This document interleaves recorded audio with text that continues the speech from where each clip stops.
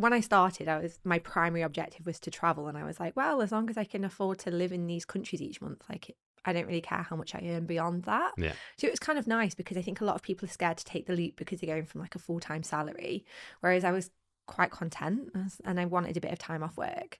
And then I was setting my own boundaries at that point in time to say, well, I'm only going to work 1 or 2 days a week because that's not my primary objective. So I think from the start, because I've had really clear motives, it's made it a lot easier for me to be clear on what it is that I want to do. But then ultimately at the start, I ended up taking on work that wasn't completely where my passions were or wasn't completely aligned with what I wanted. And I was working more in teams and working with people on some of the day-to-day. And then I got a business coach last year to work through some of that because I was working, last summer I ended up working like 4 days a week. And I was like, oh, this isn't quite what I intended. However, I ended up in this place. Yeah. So we did so much work on focusing on what my values were and what my boundaries were. So now I'm in a place where I basically created like 5 values for myself. I should be able to remember all of them because I reflect on them every week. But it's things like freedom, growth, working on things that are fulfilling. And now I basically make sure that when I take on work, it ticks those boxes. Yeah. And also if I'm going to take on work with anyone, I'll set those boundaries to say I've tried to move away from working with people day to day, and instead it's like, okay, here's the objectives, here's the things that we want to achieve, whether that's creating a strategy or improving our product maturity, and I'll be available for meetings between these hours and these hours. But I'll do the rest of the work to fit around that. And by having those conversations, I've been able to find people where they're like, yeah, perfect, that works for us as well. So it's in quite a good place now. Have you ever had a conversation where someone has said that doesn't work for us? 100%. And have your values been pushed, and what was that like? Yeah, and I think it's hard. Some people have the traditional mindset of like, we still go to work from 9 till 5 and that's what we expect from you and that's what we expect from the rest of our team, so you won't fit with this organization if you don't do that. And it's quite an easy conversation for me because it's like, okay, well, I don't want to take on that work, or we could work for say a month and try and get this thing done, and I can try and be available between these hours and these hours, but it's impossible for my time zones sometimes. So if people are happy with that, it works. If they're not happy with that, it's a relatively easy conversation to know that that's not what I want to do and they can find someone else that can work in that space. Yeah, I think that's really powerful, because I think sometimes as freelancers or business owners, whatever bracket one wants to put themselves in, it's realising you're not going after the 100%. Yeah. You're going after like the 80%. The 20% that get it, not the 8 and the 80% are never going to understand, and that's okay. But you can make a really good living and a really good life off there. Probably, to be honest, less than 20%. The people who understand it and want to work with you. Yeah. And even to start off with, it was a case of me thinking like that. I think that transition from that business mindset of I'm here to serve everyone and do what I'm asked for to no, actually I'm an expert in this field and these are the things that I specialize in and this is what I can help people with. That was the more difficult mindset transition, and feeling like I always needed to be available and always needed to be on Slack because that's kind of what we're taught in the corporate world. And then once you get out of that and you see yourself more as a business owner and a specialist and you're adding value in all of these different ways, it really helps, but you really need to do that mindset shift. Yeah, absolutely. And clients need to be trained as well, don't they? Yes, I'm sure you have more experience in that than I do in terms of those expectations and everything, because that is half of it. To a certain extent, but I still fall in the same trap of sitting at the desktop and just waiting.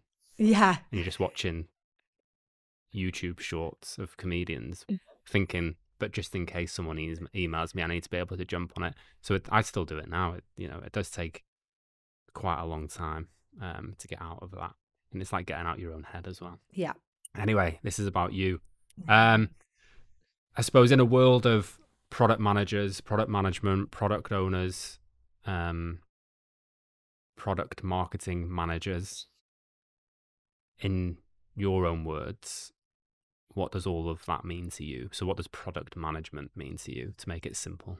Yeah. And then when you throw all those terms out there and like the ways that different companies are doing this now, it's not easy at all, because product is done differently there's some standardized things which I'll explain, but it is done differently in every company, and there's different expectations for what you'll do in that role. So if anyone's ever applying for jobs, I'm always like, make sure you really check what that skill set is, what they're asking for, how that company works, because there's a whole spectrum where it can range from doing stuff that's more project based through to being pure product. But for me, product is about adding that extra value. So it's not necessarily about focusing on delivery. It's about working out what the best things are to deliver and how to deliver those in the best way to deliver the most value to that end customer. So yeah. What are your thoughts on projects or project-focused organizations, which there's nothing wrong with, that then have product managers? Like, does that work? What are your thoughts on that? So it can work if the product manager is given, even if you're working on a project, you know you've got set deliverables that you need to get out because you've got a contract signed with a different client that you're delivering on behalf of, for example. It makes sense for it still to be a project. But if you're going to hire product managers, there should still be freedom within that project to define exactly what the scope is and define exactly what good looks like. So if you already know what the solution is and that's been fully designed, it makes no point to have a product manager. You really want someone that's focused on delivery. But if you say, right, we want to achieve this goal or this outcome by this deadline, but we don't know exactly what that looks like, that's where product can help and support refining and defining that and learning from everything that you ship along the way. So playing that back, and again, I want you to disagree with me because I'm trying to think of people who ask me questions. Yeah. Would it be fair to say that some organizations hire a product owner / manager, which we'll get onto that, the difference between those in a minute, but really need a delivery lead? 100%. And the reason I ask that is because when I speak to people in, say, a large bank, these people are product owners by title. Say they're working on the banking application, but the real product owner or product manager is so far up the ivory tower. These product owners get, diluted essentially to writing user stories, working with the team. How can someone navigate that, bearing in mind they have no sort of autonomy or control over the title they're given? Yeah. Do you know what I mean? Yeah, and so this is where it's the tricky thing in terms of identifying what it is that you want to do, because I still know some people that want to focus on that. They want to work within the team. They want to just focus on delivery.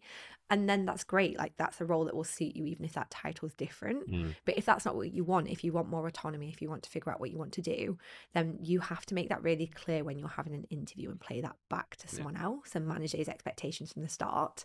If you still end up in a scenario where you've been hired for a role and it's not quite what you expected, then the only thing that I can advise people to do is to try and implement some techniques, not exert too much of their energy trying to do everything, but try and prove the value of saying, okay, for the next 4 weeks, like, let's try and take an outcome and we'll work through defining what good could look like for that.